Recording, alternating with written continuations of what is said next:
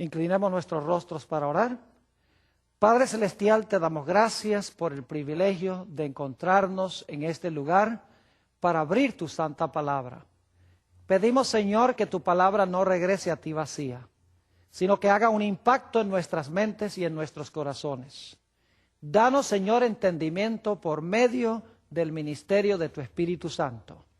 Te damos gracias por escuchar y responder nuestra oración, porque te lo pedimos en el precioso nombre de tu Hijo, Cristo Jesús.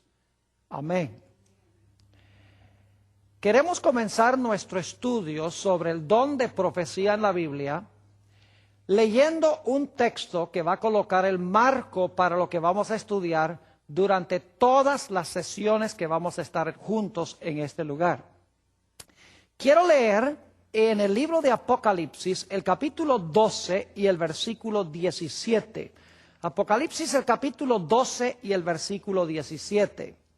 Este versículo está hablando de la última iglesia que va a existir en el planeta Tierra antes de la segunda venida de Jesús. Y nos da las características claras para encontrar o para hallar esa iglesia.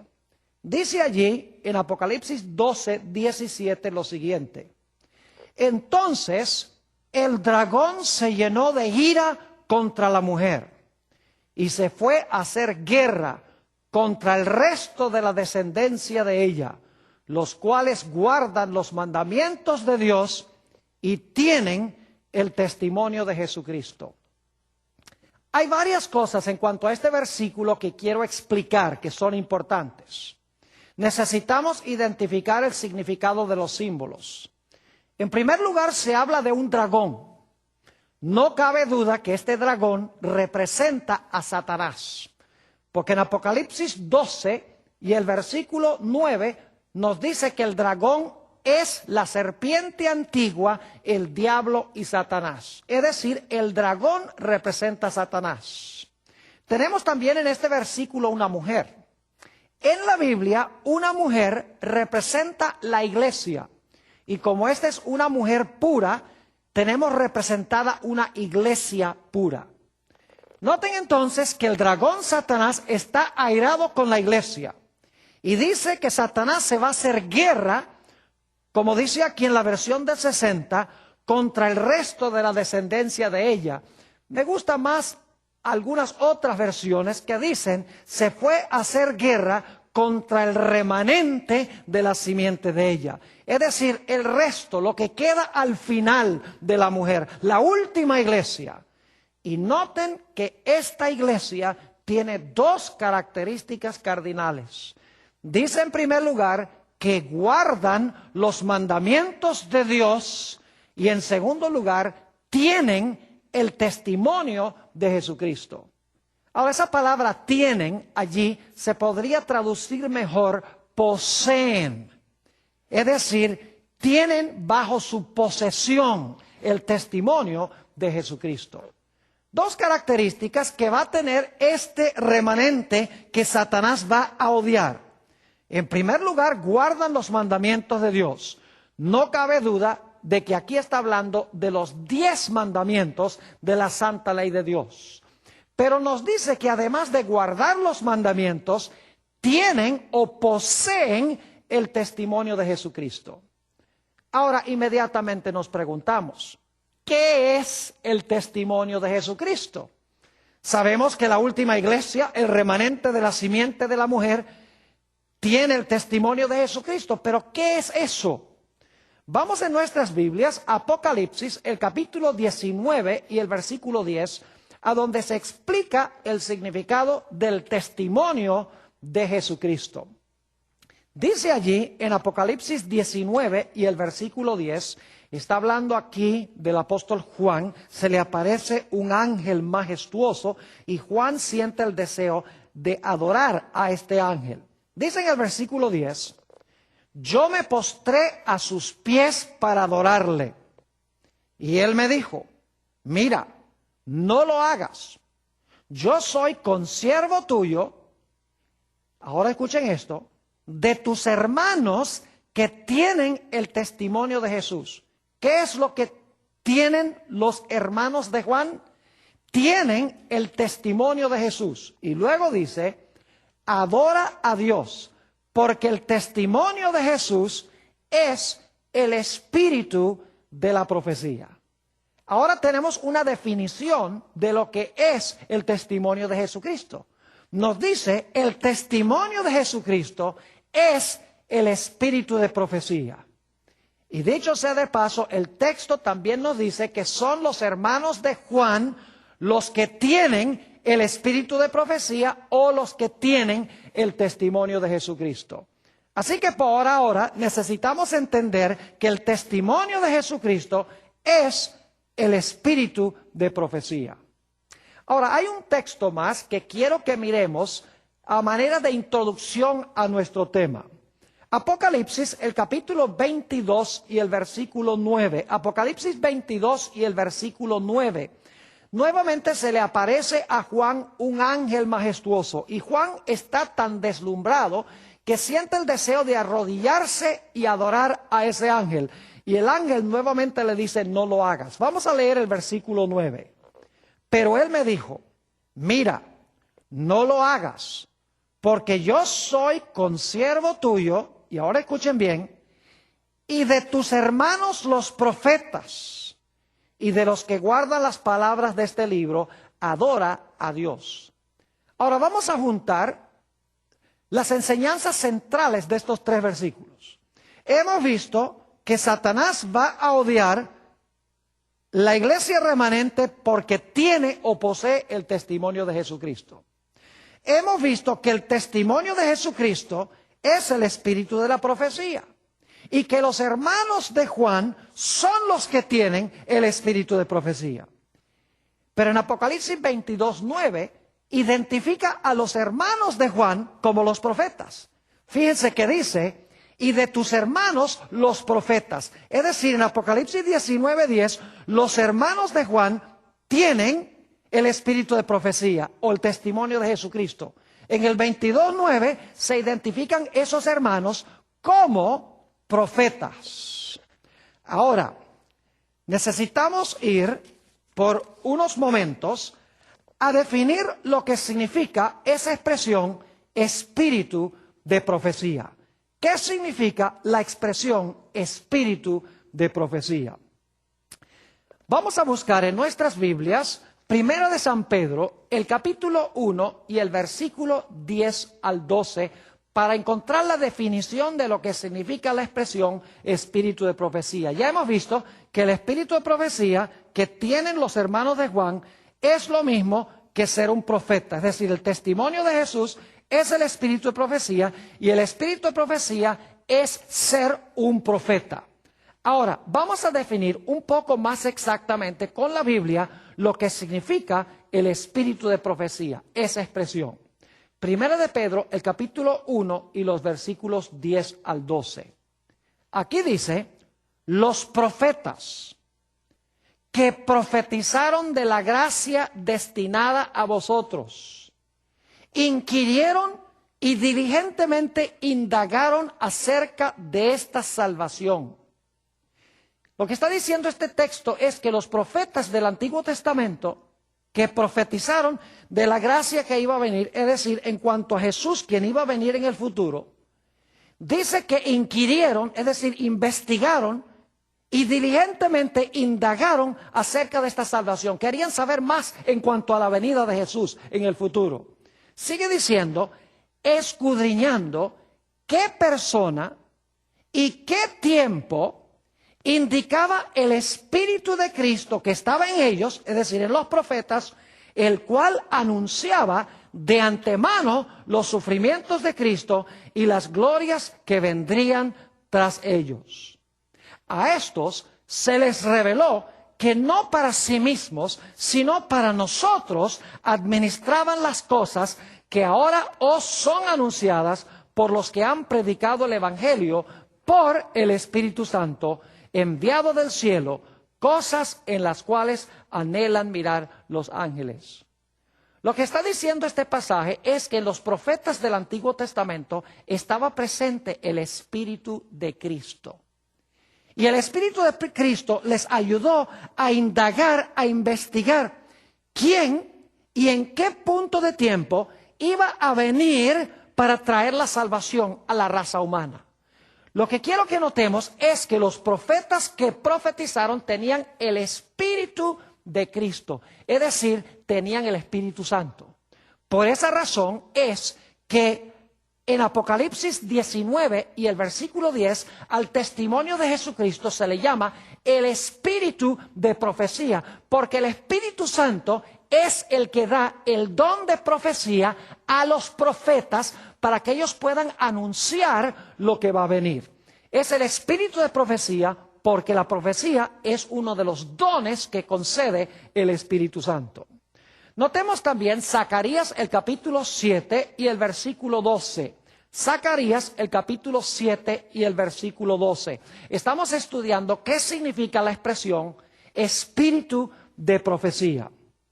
Aquí dice en Zacarías 7:12, hablando del pueblo de Israel, y pusieron su corazón como diamante, es decir, endurecieron su corazón porque el diamante es duro, para no oír la ley, ni las palabras que Jehová de los ejércitos, noten esto, enviaba por su Espíritu. ¿Cómo era que Dios enviaba su mensaje? Por medio de su Espíritu. Sigue diciendo, por medio de los profetas primeros. Vino, por tanto, gran enojo de parte de Jehová de los ejércitos. En este texto nos está diciendo que Dios enviaba mensajes por su Espíritu y luego nos dice que fue por medio de los profetas primeros. Es decir, el mensaje que entregaba el profeta era un mensaje inspirado por el Espíritu Santo y por eso se le llama el Espíritu de la profecía. Notemos también 1 Corintios, el capítulo 12 y el versículo 7. Este capítulo tiene que ver con los dones del Espíritu Santo que Dios ha dado a la iglesia. Y quiero que noten quién es el que da esos dones a la iglesia, uno de los cuales es el Espíritu de profecía. Dice allí en 1 Corintios, el capítulo 12 y el versículo 7, pero a cada uno, es decir, a cada persona en la iglesia, le es dada la manifestación del Espíritu para provecho. Y luego ustedes pueden leer en 1 Corintios 12 que uno de los dones que da el Espíritu Santo es el don de la profecía.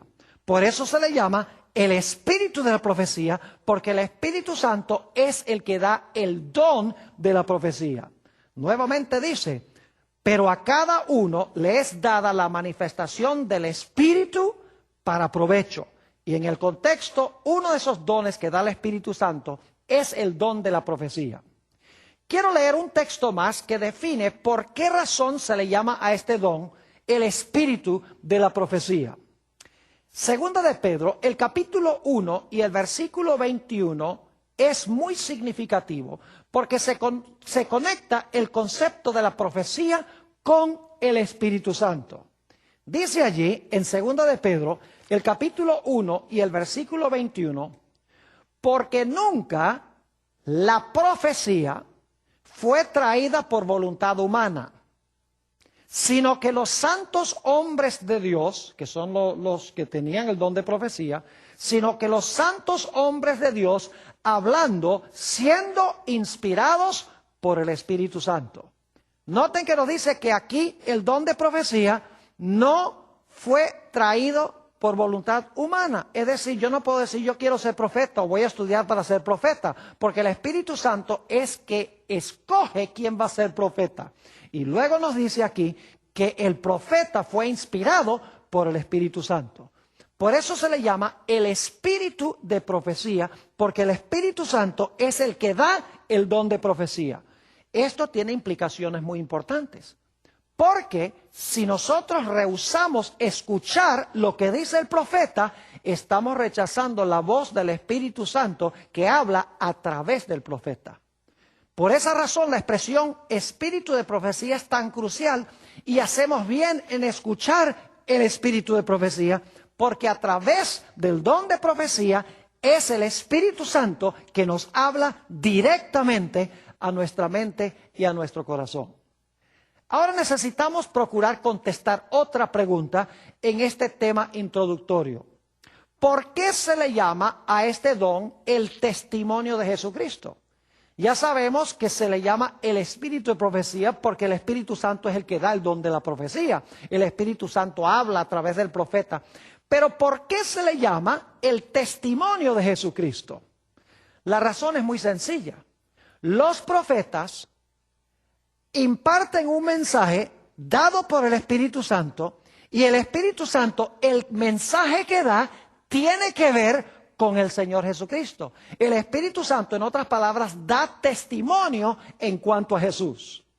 En realidad, todos los autores del Antiguo Testamento tenían el testimonio de Jesucristo. ¿Sabían ustedes que todas las escrituras del Antiguo Testamento se les llama el testimonio de Jesucristo? Note lo que dice San Juan 5 y el versículo 39. San Juan 5 y el versículo 39, Jesús aquí está hablando a un grupo de judíos en su época y dice lo siguiente: escudriñad las escrituras, son las escrituras del Antiguo Testamento, porque a vosotros os parece que en ellas tenéis la vida eterna y ellas son las que dan testimonio de mí. Las escrituras dan testimonio ¿de quién? De Jesús. Aquí está hablando del Antiguo Testamento, es decir, todo el Antiguo Testamento es el testimonio de Jesucristo, porque el Antiguo Testamento enseña en cuanto a Jesús. El Espíritu Santo, cuando da el mensaje al profeta, es un mensaje que tiene que ver con el Señor Jesucristo. Noten también que Juan el Bautista, quien fue el mayor de los profetas según Jesús, tenía también el testimonio de Jesucristo. Noten San Juan, el capítulo 1 y el versículo 6 al 8. San Juan, el capítulo 1 y el versículo 6 hasta el versículo 8. Aquí está hablando de Juan el Bautista, que según Jesús, como les mencioné, fue el mayor de todos los profetas. Dice, hubo un hombre enviado de Dios, el cual se llamaba Juan. Ahora noten lo que dice. Este vino por testimonio, para que diese testimonio de la luz, a fin de que todos creyesen por él. No era él la luz, sino para que diese testimonio de la luz. 3 veces en estos versículos se enfatiza que Juan el Bautista vino para dar testimonio de Jesús o para dar testimonio en cuanto a la luz. Es decir, un profeta para ser verdadero tiene que exaltar a Cristo Jesús. Porque el Espíritu Santo, al hablar a través del profeta, lo que el profeta hace es impartir un mensaje en cuanto a Jesús para atraer la atención a Jesús, para atraer a la gente al Señor Jesucristo. Ahora, quiero que notemos también Apocalipsis 1, 1 y 2. ¿Saben ustedes que Juan, el que escribió el libro de Apocalipsis, tenía también el testimonio de Jesús? Claro que sí, porque era profeta. Y en realidad en el libro de Apocalipsis su propósito es exaltar a Jesús. Noten Apocalipsis el capítulo 1 y el versículo 1 y 2. Dice, la revelación de Jesucristo que Dios le dio para manifestar a sus siervos las cosas que deben suceder pronto. Y la declaró enviándola por medio de su ángel a su siervo Juan, que ha dado, ahora escuchen bien, que ha dado testimonio de la palabra de Dios y del testimonio de Jesucristo y de todas las cosas que ha visto. Fíjense que Juan, según este texto, tenía el testimonio de Jesucristo, porque era profeta. El Espíritu Santo habló a Juan en cuanto a Jesús y Juan ahora imparte el mensaje que le dio el Espíritu Santo en cuanto a Jesús a la iglesia. Por eso se le llama el testimonio de Jesús, porque el profeta testifica o enseña en cuanto a Cristo Jesús. Y es el espíritu de profecía, porque el Espíritu Santo es el que da el don de profecía para exaltar al Señor Jesús. Ahora, en el epílogo del libro de Apocalipsis encontramos nuevamente la idea de que este libro de Apocalipsis es el testimonio de Jesús. Noten lo que dice Apocalipsis el capítulo 22 y el versículo 16. Apocalipsis 22 y el versículo 16. Aquí está hablando Jesús. yo, Jesús, he enviado mi ángel para daros testimonio de estas cosas en las iglesias. Fíjense, Jesús es el que, el que ha dado testimonio de estas cosas en las iglesias. Yo soy la raíz y el linaje de David, la estrella resplandeciente de la mañana. Noten que en el libro de Apocalipsis Jesús da testimonio en cuanto a sí mismo. Es decir, que si ustedes leen algún libro donde el énfasis es en la guerra entre los árabes y entre los judíos y todo este panorama político del mundo, pero no está Jesús allí, en ese panorama, no puede ser una interpretación correcta de las profecías, porque el libro de Apocalipsis da testimonio en cuanto a Jesús. Jesús está en el centro de este libro. Espero que haya quedado claro entonces lo que significa el espíritu de profecía y el testimonio de Jesús. En realidad lo que sucede es que el Espíritu Santo habla al profeta en cuanto a Jesús y luego el profeta imparte el testimonio de Jesús a los que escuchan o a los que leen el mensaje que está impartiendo. ¿Qué significa esto? Significa que si nosotros rechazamos el mensaje de un profeta, estamos rechazando al Espíritu Santo y estamos rechazando también ¿a quién? Estamos rechazando a Jesús, porque el Espíritu y Jesús ambos hablan a través del don de la profecía. Ahora surge una pregunta muy importante y es esta. ¿A quién es que le habla específicamente un profeta?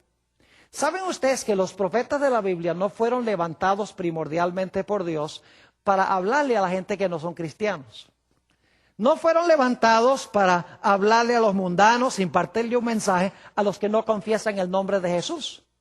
En la Biblia, con muy pocas excepciones, el profeta es levantado para impartir un mensaje a la iglesia. Es decir, su tarea tiene que ver no con los de afuera, sino que es un mensaje que tiene que ver con los de adentro.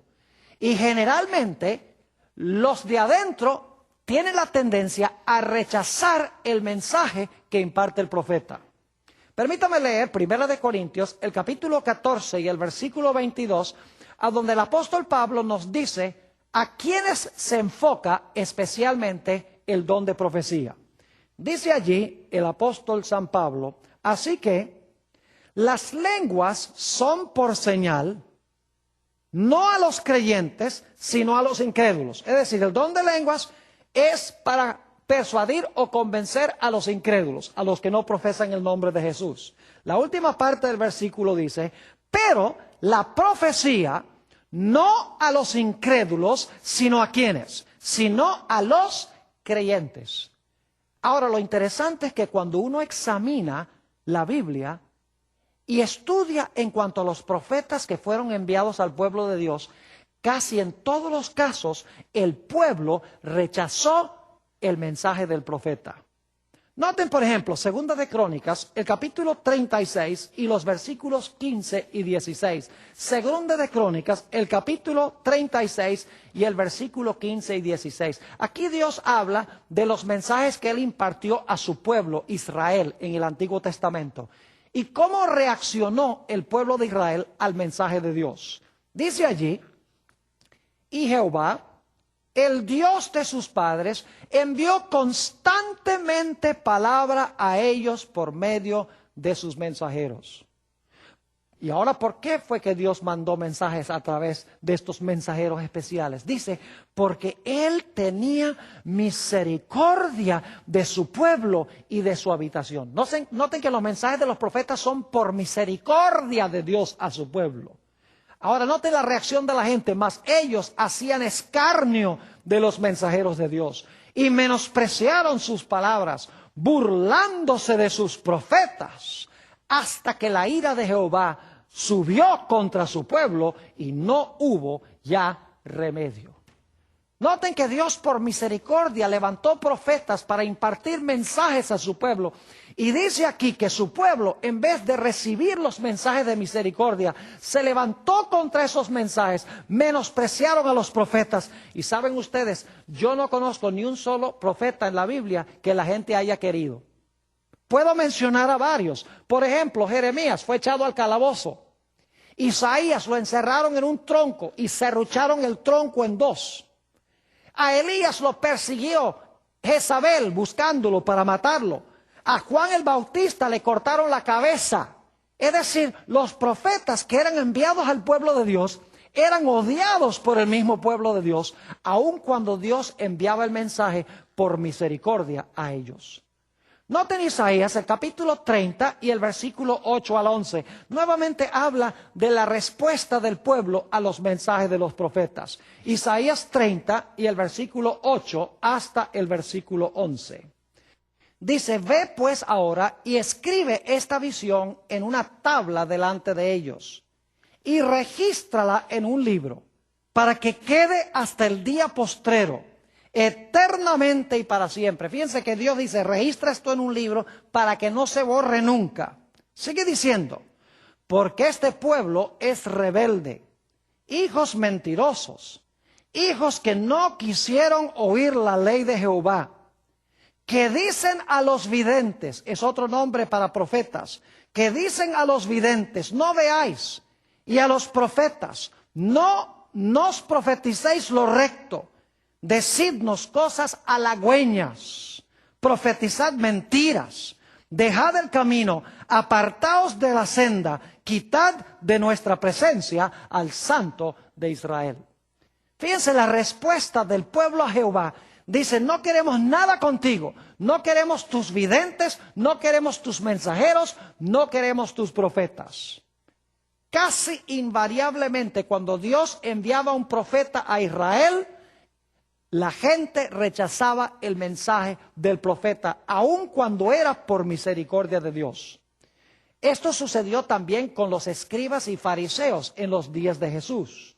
Noten Mateo, el capítulo 23 y los versículos 29 y 30. San Mateo 23 y los versículos 29 y 30. Este capítulo tiene los famosos ayes sobre los escribas y fariseos, a quienes Jesús llamó hipócritas. Dice allí, ay de vosotros, escribas y fariseos hipócritas, porque edificáis los sepulcros de los profetas y adornáis los monumentos de los justos. Y decís, si hubiésemos vivido en los días de nuestros padres, no hubiéramos sido sus cómplices en la sangre de los profetas. Es decir, en los días de Jesús, los escribas y los fariseos estaban diciendo, esa gente del Antiguo Testamento que mataba a los profetas, si nosotros hubiéramos vivido allá, nunca hubiéramos matado a los profetas. Y sin embargo, ya para este tiempo estaban haciendo planes de matar a Jesús. Es decir, tenían el mismo espíritu que el pueblo que mató a los profetas en el Antiguo Testamento. Es cosa muy seria rechazar el mensaje de un profeta. Quiero que notemos lo que nos dice el libro de Apocalipsis, el capítulo 1, y vamos a leer los versículos 1, 2 y luego el versículo 4. Dice allí en Apocalipsis 1, versículo 1, 2 y 4 lo siguiente. La revelación de Jesucristo que Dios le dio para manifestar a sus siervos las cosas que deben suceder pronto. Y la declaró enviándola por medio de su ángel a su siervo Juan, que ha dado testimonio de la palabra de Dios y del testimonio de Jesucristo y de todas las cosas que ha visto. Y luego dice en el versículo 4, Juan a las 7 iglesias que están en Asia. Ahora, yo no sé si ustedes se dieron cuenta aquí de la secuencia o la cadena de mando que tenemos en estos versículos. Dios le imparte el mensaje a Jesús.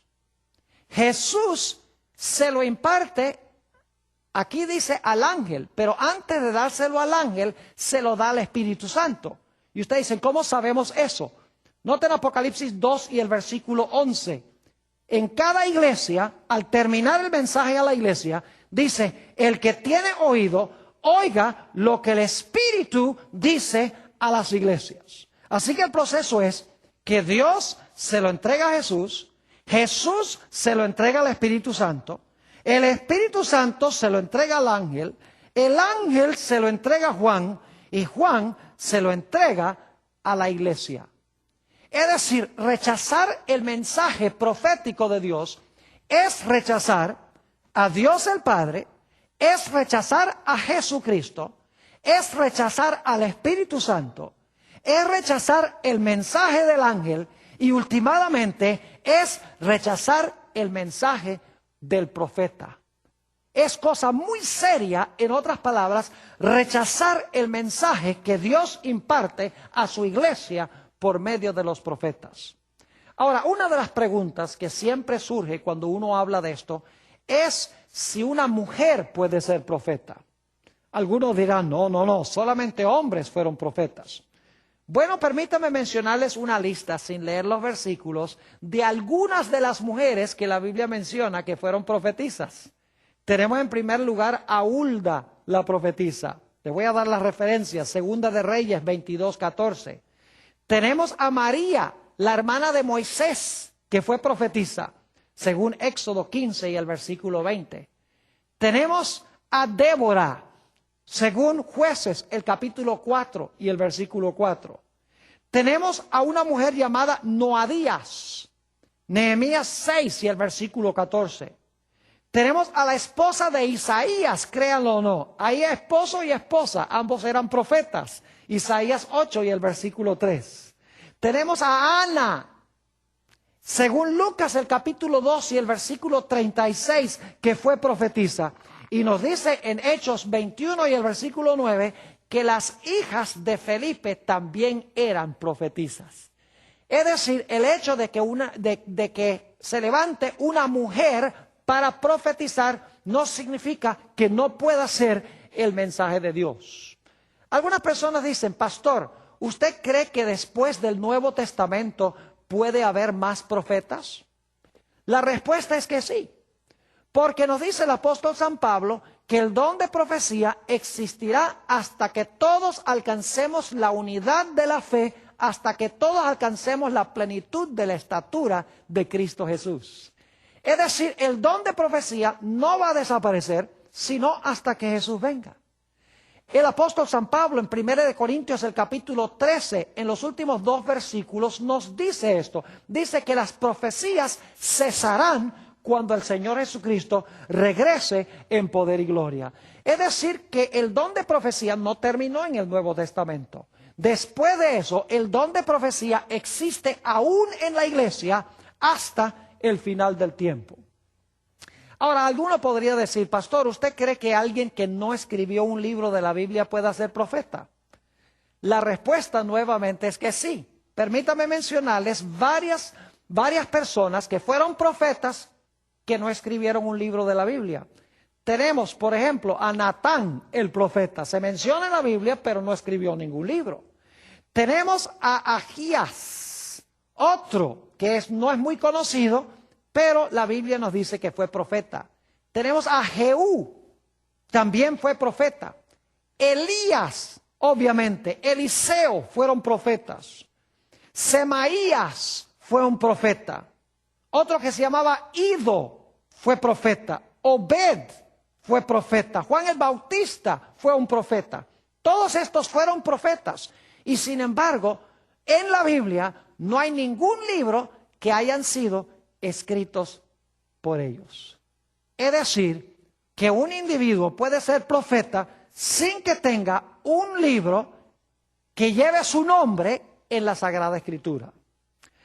Ahora, ¿cómo mira Dios a una persona que rechaza el don profético o que maltrata al profeta que Dios levantó? Quiero compartir con ustedes ahora 3 historias del Antiguo Testamento que demuestran que cuando una persona critica a un profeta o cuando un grupo de personas critican a un profeta, Dios lo toma muy personalmente. La primera historia está en Segunda de Reyes, el capítulo 2 y el versículo 23 y 24. Nos dice aquí que Elías se había ido al cielo en un carruaje de fuego y Eliseo le había contado a la gente, mire, Elías se fue. Y la gente decía, no puede haberse ido. Cuéntanos a dónde lo tienes escondido. ¿A dónde se escondió Elías? No puede haberse ido al cielo en un carruaje de fuego. ¿Quién cree eso? Y los padres empezaron a burlarse del profeta Eliseo por lo que dijo delante de sus hijos. Y un día había 42 niños que estaban andando por una carretera detrás del profeta Eliseo y le estaban diciendo: sube calvo, sube calvo. Se estaban burlando del profeta de Dios. Ahora quiero leer cómo culmina este relato, Segunda de Reyes 2 y el versículo 23 y 24. Dice: después subió Eliseo de allí a Betel, y subiendo por el camino, salieron unos muchachos de la ciudad y se burlaban de él diciendo: calvo, sube, calvo, sube. Y mirando él atrás, los vio y los maldijo en el nombre de Jehová. Y salieron 2 osos del monte y despedazaron de ellos a 42 muchachos. Nos parece drástico y es esto y decimos: uy, qué terrible. Pero los padres tuvieron la culpa porque estaban criticando al profeta de Dios en frente de sus hijos, y Dios lo tomó muy personalmente. Tenemos también el caso de María y Aarón, que criticaron a Moisés. Dijeron: ¿acaso Moisés es el único que puede impartir mensajes aquí? Nosotros tenemos también mensajes importantes de Dios. Y fíjense que Dios tomó eso muy personalmente cuando rechazaron la autoridad de Moisés, el profeta del Señor. Noten Números, el capítulo 12 y el versículo 6 al 8. Números 12 y el versículo 6 al 8. Aquí está hablando Dios. Y Él les dijo: oíd ahora mis palabras. Cuando haya entre vosotros profeta de Jehová, le apareceré en visión, en sueños hablaré con él. Dios dice: cuando haya un profeta, yo le voy a hablar en visiones y en sueños. Pero ahora noten: no así a mi siervo Moisés, que es fiel en toda mi casa. Cara a cara hablaré con él, y claramente, y no por figuras. Verá la apariencia de Jehová. Y entonces Dios dice: ¿por qué pues no tuvisteis temor de hablar contra mi siervo Moisés? ¿Cómo se atrevieron a hablar contra mi siervo Moisés, que es más que un profeta? Porque hablo con él cara a cara, no en visiones y en sueños, ni en lenguaje simbólico. Y la Biblia nos dice que María fue afligida con lepra como resultado de criticar al profeta de Dios. Y si no hubiera sido por la intercesión de Moisés, hubiera quedado leprosa toda la vida. Tenemos también el tercer caso que quiero mencionar, que es cuando el pueblo de Israel quería un rey. Dios les había dicho: yo soy el rey de ustedes, ustedes no necesitan más rey sino yo. Y la gente dijo: no, nosotros queremos ser como las demás naciones, nosotros queremos tener un rey que podamos ver. Y Dios les dijo: no es buena idea, pero no quisieron hacer caso a la voz de sus profetas, particularmente Samuel. Y Samuel se sintió herido porque el pueblo no quería escuchar el mensaje de Dios. Y fíjense lo que Dios le dijo a Samuel cuando estaba todo dolido por la reacción del pueblo. Primera de Samuel 8 y el versículo 7. Y dijo Jehová a Samuel: oye la voz del pueblo en todo lo que te digan. Es decir, si quieren rey, hazles caso. Porque no te han desechado a ti, sino a mí me han desechado para que no reine sobre ellos. Es decir, rechazar la voz de un profeta es rechazar a Jehová. Y escuchen bien: por haber puesto un rey, la historia de Israel después de eso fue un desastre tras otro. Porque los seres humanos no pueden gobernar tan bien como puede gobernar Dios. Por no escuchar la voz profética, por centenares de años, el pueblo de Dios no pudo ni siquiera seguir los planes de Dios, ni tampoco el pueblo gozó de la prosperidad y de la paz que Dios quería que tuviera. Ahora surge la pregunta: ¿por qué dio Dios específicamente el don de la profecía? ¿Por qué Dios el Padre, su Hijo Jesucristo y el Espíritu Santo hablan a la iglesia a través del don de profecía? Les quiero explicar usando una analogía o una ilustración que encontramos en los escritos del apóstol San Pablo. Primera de Corintios, el capítulo 12, el apóstol San Pablo compara a la iglesia con un cuerpo. Y él dice, el cuerpo es uno, pero tiene muchos miembros. Es decir, la iglesia es una, pero tiene muchos miembros, tiene muchos dones, tiene muchas personas que cumplen diferentes funciones en la iglesia. Vamos a leerlo en 1 de Corintios, el capítulo 12, y voy a leer solo salteados algunos versículos, versículo 14, y luego el versículo 18, y entonces el versículo 27 y 28. Dice el apóstol San Pablo, además el cuerpo no es un solo miembro, sino muchos. Es decir, el cuerpo es uno, pero tiene muchos miembros. Tiene brazos, tiene piernas, corazón, pulmones, etc. Sigue diciendo en el versículo 18, mas ahora Dios ha colocado los miembros, es decir, las partes, los miembros, cada uno de ellos en el cuerpo como Él quiso. Es decir, Dios decide qué función vas a desempeñar tú en la iglesia. Luego los versículos 27 y 28. Vosotros pues sois el cuerpo de Cristo y miembros cada uno en particular. Y luego dice, y aún os puso Dios en la iglesia, primeramente apóstoles, luego profetas, lo tercero maestros, luego los que hacen milagros, después los que sanan, los que ayudan, los que administran, los que tienen don de lenguas, etc. Es decir, el cuerpo es uno, pero el cuerpo tiene muchos miembros o muchas diferentes funciones.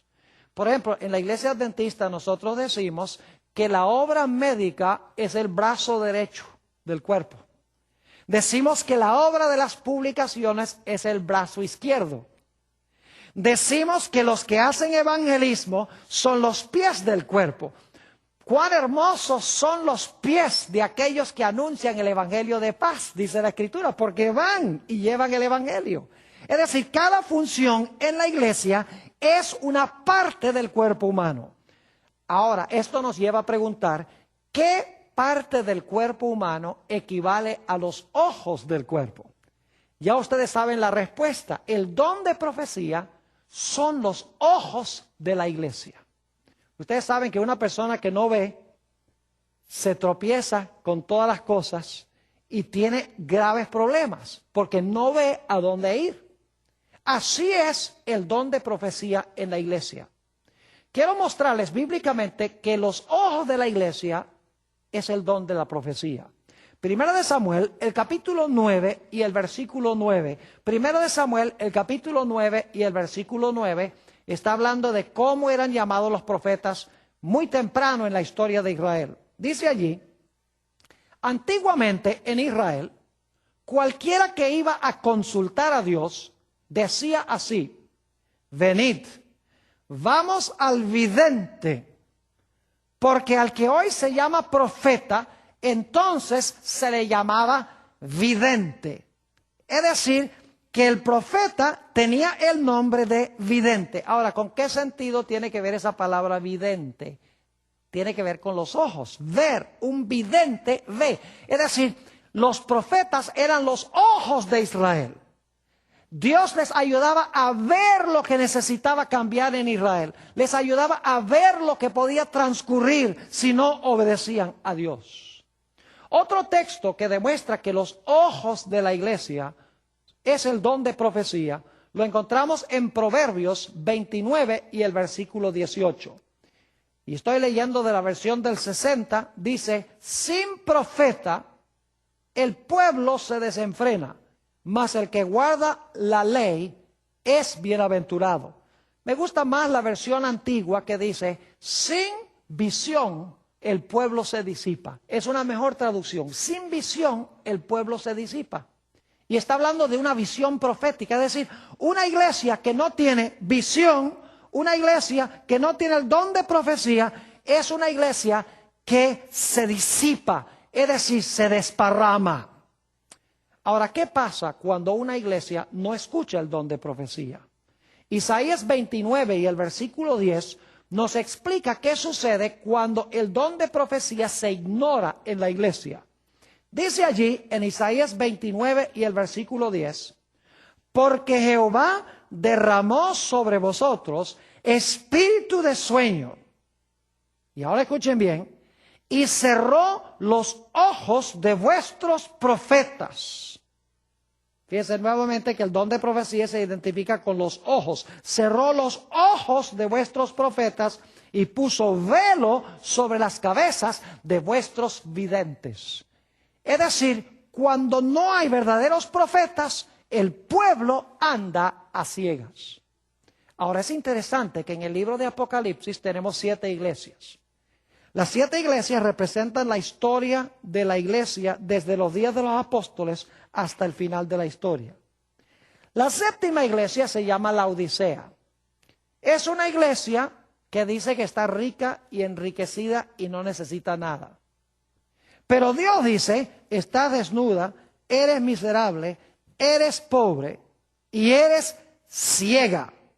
Ahora, ¿por qué será que la iglesia de Laodicea es una iglesia que está ciega? Vamos a leer el versículo. Apocalipsis, el capítulo 3 y el versículo 18. Dios aquí le aconseja a Laodicea comprar algo de él. Dice, por tanto, yo te aconsejo que de mí compres oro refinado en fuego para que seas rico, y vestiduras blancas para vestirte, y que no se descubra la vergüenza de tu desnudez, y ahora escuchen bien, y unge tus ojos con colirio para que veas. ¿Por qué razón la iglesia de Laodicea anda ciegas? Y Dios dice, consigue colirio para que puedas ver.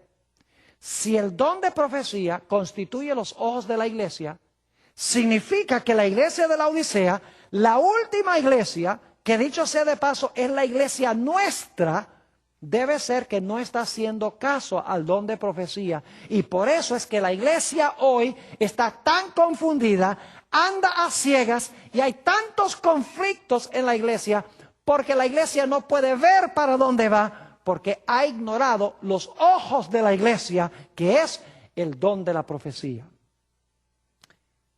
En estos últimos días, mis queridos amigos y hermanos, vamos a necesitar urgentemente el don de profecía para afrontar los grandes peligros que nos acechan. Quiero leerles una cita que fue escrita por Elena White, Mensajes Selectos, tomo 1, páginas 54 y 55, donde ella dice que Satanás odia el don de profecía. Y el último engaño de Satanás va a ser tratar de anular el efecto del don de profecía, porque los profetas nos ayudan a ver los engaños de Satanás, desenmascaran a Satanás, y Satanás no quiere que nosotros veamos los peligros y por eso nos lleva a rechazar el profeta y así andamos a ciegas. Noten esta cita.